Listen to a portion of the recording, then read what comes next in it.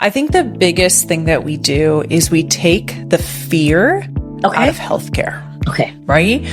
We talked briefly about how you don't know the cost, you don't know who you're going to talk to, there's no relationship. And when you're going into a doctor's office and you aren't feeling well, something's probably wrong. Right. And that wrong could be something that's easily fixed with a medication or a lifestyle change, or you could get some terrible diagnosis. Okay. And so people are afraid of that and they don't want to put themselves in that situation. They also don't know who to trust anymore. Okay. And I think this is across the board. It's not just with healthcare providers. Like, do you trust the plumber that told you it needs to cost this much? Or do you trust this person? Well, when it comes to your house, you can get 3 quotes on your roof. But when it comes to your healthcare, you're typically kind of just stuck with that person. Yes. And so the beauty of direct primary care is no one is assigned to come see us. Okay. Nobody walks in my front door because Blue Cross Blue Shield told them to, or Medicare or Aetna. Nobody told them to walk in the door. They chose to walk in the door because they trust us.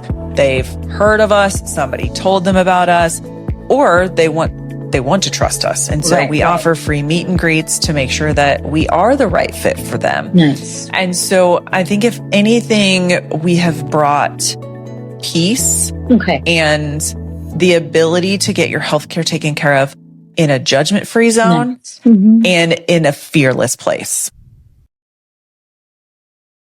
In the beginning, it was a challenge because my faith was not where it needed to be. So it was a challenge, and it was a lot of why me? Why do I have to go through this? Why am I the one? You know, it seems like something's always happening to me. But I finally got to the point where I was like, why not me? Why can't it be me? Yes. You know, why shouldn't it be me?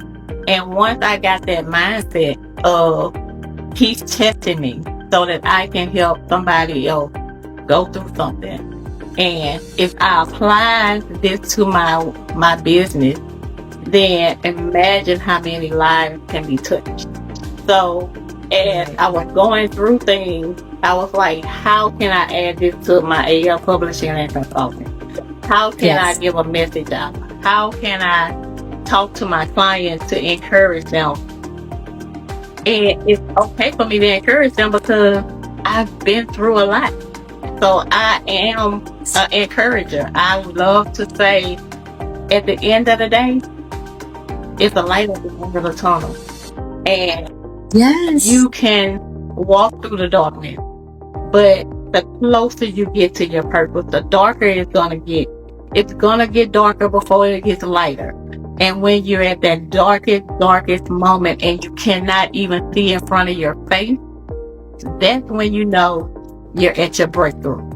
And if you go ahead and take that next step that you're so afraid to take, you'll see the light. But if you're back here and nobody's helping you and nobody's guiding you and nobody's showing you that you can do it, you're not going to take that step and you're going to stay in that darkness. And I want to be the one that says, take that step, that light right there. I see it for you. Now you have to see it for yourself. And that's where I get my resilience, I get from, and that's where I get my hope and my joy from, because I've been in the darkness more than once. I've been at my lowest low, but every single time, no matter what it is I've asked God for, I've never been denied, ever. Mobile phones, laptop, franchise location in Wake Forest, North Carolina. Yes, indeed.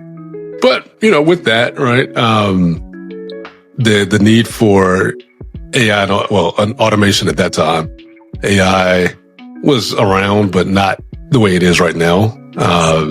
So we automated a lot of workflows. We took what corporate gave us and we put it on steroids. We were managing our own ads and, you know, running ads locally, driving that to automation, signing people up, having specials, all sorts of things that, you know, I was building out, and, you know, started to spread that to other franchisees and said, oh yeah, you can use this.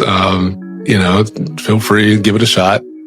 And that spread into other industries, right? So we've got friends, have companies in various industries, and it's like, okay, well, maybe this can apply here. Maybe you can set something up to automate the intake. Maybe you can set something up to automate, those mundane tasks, repetitive tasks. Things grew more and more.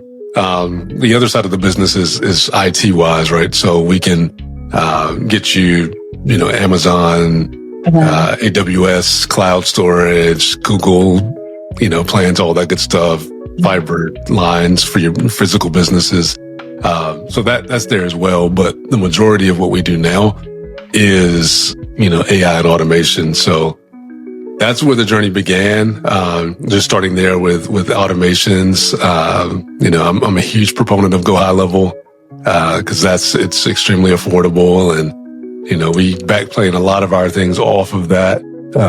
Of course, importing, custom builds and using big boy technology. Most people don't, right? I don't even like to talk tech. I like to talk results and what it gives you, right? So yeah. Yes, indeed. They have workshops, like units that are fitted out so that you can keep all your garage tools, your woodworking stuff there and use it there in the facilities, and they'll have power that you can use, and so you don't have to take up your garage at your house for all of your project stuff. Nice. They'll also have lockers, just little, like high school kind of book lockers, where you can lock important paperwork that maybe you don't want in the house, but when I have a lockbox at the bank. They have Amazon delivery services, so you can have packages dropped off at your facility. So lots of interesting services related to storage. And a lot of neighborhoods won't allow you to park your boat house.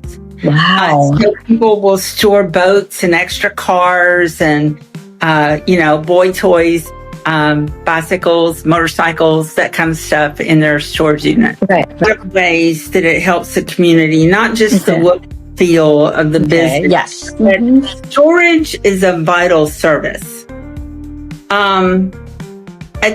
A lot of people own homes that are not quite big enough for all their stuff. They don't have a place to store their Christmas decorations, or, like their extra deer heads, or their, or, they have a parent pass away and leave them all the stuff, and they have no place to put it in their home, and they can't emotionally let go of it. So you're providing a vital service, giving them a place where they can put this stuff while they're figuring out what to do. Or I know when I got divorced recently, it was real important for me to have a place to put my stuff while I was trying to figure out where I was going to go. I had my own up close and personal lesson in how important a service self-storage really is. And people just can't get by without it. Here in the U.S., we're way too attached to our stuff. AI center we have at San Diego State. But I'm working on some research right now, and I'm talking to a few people. They're like, "Oh yeah, this will take 6 months," and I'm like, "I think I could do it in about 6 days." Like I don't see right now. Like I think there's an older way of doing things, but like I almost feel just kind of going in naive.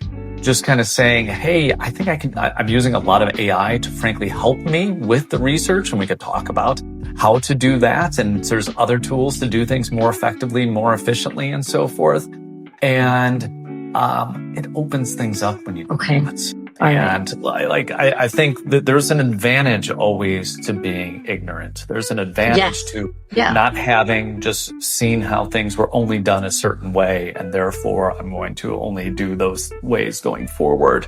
I'm coming in there with fresh eyes, and that gives a real advantage. And that's something I definitely learned from doing my own startup. Reason in your own personal life to use it first. And So just today, literally today, I had to go to a doctor, and so there was like elective surgery I have to look into, and I'm talking to a few different doctors and all that. I used my phone to record the conversation. Normal recording on your phone, the normal recording. Normal recording, makes it into a transcript. I then put that into Google Gemini and said hey, what are the main takeaways? Give me the summary of this. What are the things? So look, all this is happening. It's just me and a doctor talking about something I really don't know anything about. But it could be my patient advocate in there. And I can have this, and I have this log of it now. And it took me nothing to do this. It just took agreeing and hey, can I record? And then actually hitting that button and then throwing it into one of these, relatively free models that exist out there. And now I could talk to 3 different doctors. I could have that memory, so to speak. Wait, what did that one say? What was that thing that one doctor said? Or I can take these things and dive deeper into them with the next doctor I see, or have follow-ups. I can have the AI ask me hey, what are some questions I should be asking that I'm not? What did I miss in this thing? And so I did this for something personal. You could apply this to practicing for an interview, working on your sales pitch. You could do just about anything in the workplace you could do with these type of models. And that was literally this morning. That was one way that I was using them. As a coach, as you know, but also incorporating positive psychology techniques with my clients. But the thing that really makes my work different is that I do subconscious reprogramming, because I feel that as you know, that the subconscious runs 95% of how we think, feel and act. So consciously think, I want to change this, but unless we address the subconscious, we're not going to find consistent change. So what I do is I go in with my clients and we identify about 50 or 60 beliefs that they've got about themselves or the world around them which are really not helpful. And then we look at the root cause of those and we change them at a subconscious level. So that's what I start with my New Life Midlife program. I start off by the first few weeks is just changing those subconscious beliefs into something far more powerful. And then once we've done that, change is easy, because I find that my clients are starting to act, feel and think differently. And then we go into coaching and positive psychology techniques. So we've got this new mindset now. What are we going to do with it? And that's when all the exciting stuff happens after that. So I feel that more and more people are using subconscious reprogramming now, which I think is fantastic, because it's a great tool for change. And I have had some clients come to me that have tried counseling, psychotherapy, medication, and nothing has worked until they've started doing the subconscious reprogramming, the inner child work, all of those things. So it's really getting to the root cause. So whenever we have a belief, any kind of limiting belief, whether it's I can't speak in public or whatever it is, it comes back to some point of trauma. And it's about addressing what that point of trauma was. So in that case, where somebody maybe can't speak up in meetings at work, it may go back to a memory where there's a person with a child in the classroom and they were told off for talking. And that's formed a subconscious belief that it's not safe to talk in a group setting. So it can be as simple as that. So it's about getting to that root cause, changing the core beliefs, and then moving forward.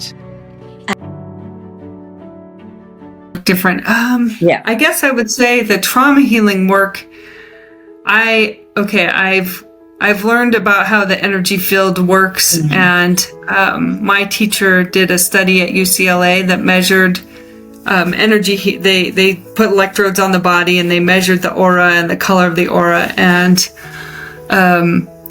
they could tell that they measured a phenomenon called the DC field effect, which is a direct current shift. So when your body gets filled with enough energy, the aura will kind of expand and do something like a little bit like a supernova. It'll kind of like send off a big Wait, is that in a good way or in a bad way? Like you're saying? Well, okay. It can be good or bad. So when you have a traumatic experience, your aura does the same thing. It has this like DC field effect.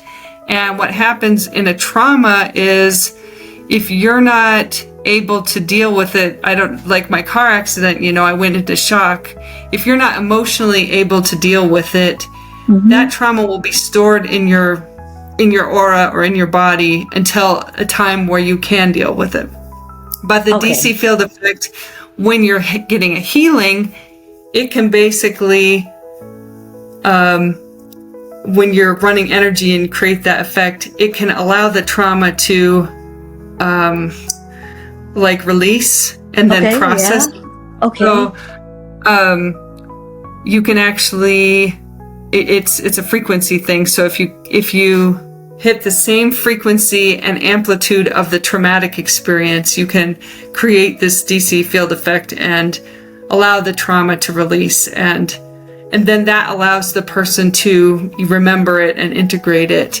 And so I guess what I think that's something different. I've been working with training other healers to do that, run the energy and work in healing teams to create this DC field effect so that the trauma can be released and basically, I guess I would say, discharged from the body, because, right, if you have a traumatic experience that you haven't been able to process yet, it just basically stays there until you have that high enough energy to deal with it, and so that's an area where I think there needs to be, I'd like to do more research and more study and gather evidence of the success rate, because I know that's different than what's being done.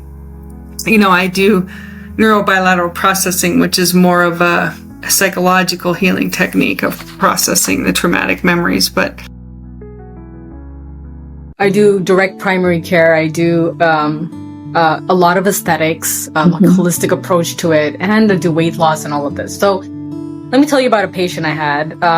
She came in as an initial consult, and she just came in for, Botox, right? So sat her in the chair, and then we talked. So I don't just do the procedure. I talk to you, and I find out about you. I want to know you, because we got to connect if we're going to do anything. So we talk, and then, she's comfortable, I'm comfortable, we do the procedure, but then we talk more about her, like, what's going on with her. And she goes, well, haven't been losing weight, and she just goes on about all of the problems she's having with her weight loss. And me being a physician, I kind of just ask further questions, so I kind of ask about her medications and all of this, and I find out one medication which can cause weight loss. I said, listen, talk to your doctor about this one. Let's see what they say. And this time she was trying to date. She's not confident with herself. She's just trying, but is not very confident. She's got sisters who are very, very gorgeous, and she's comparing herself. So we made a treatment plan for her skin. We said, okay, look, this is for the skin. This is what we're going to do. And then for your weight, so let's start with, nutrition, whatever. We talked about it. During that one consultation, we did a lot of talking. After a few months, she did go to her doctor, she did change her medications, and she kept in touch with me about everything. So I was kind of her therapist, her primary care, everything in that one chair, So she loved it. She loved coming in, not just to get a procedure done, but to talk, And that's very powerful, knowing someone. I know every of my patients' stories. I know what they've said 5 years ago. What they've said, I know, and I talk to them about it. And they love that, and that's connecting. So she was very comfortable coming in, and eventually she did lose weight. She did eventually get married. So it was just so powerful. And she invited me to the wedding. I couldn't go for it, but, the power of words, and the power of being empathetic. It's just not treat the person, but treat them as a person, not just at the outside or just the inside. You got to treat them as a whole. So that was very powerful, just seeing that progress and just having them come back. I've got patients who come back all the time because I treat them like how I would my sisters or my family. So I do have a good connection with whoever comes in that chair. So that was very impactful, and I hope to serve the community that way for much longer.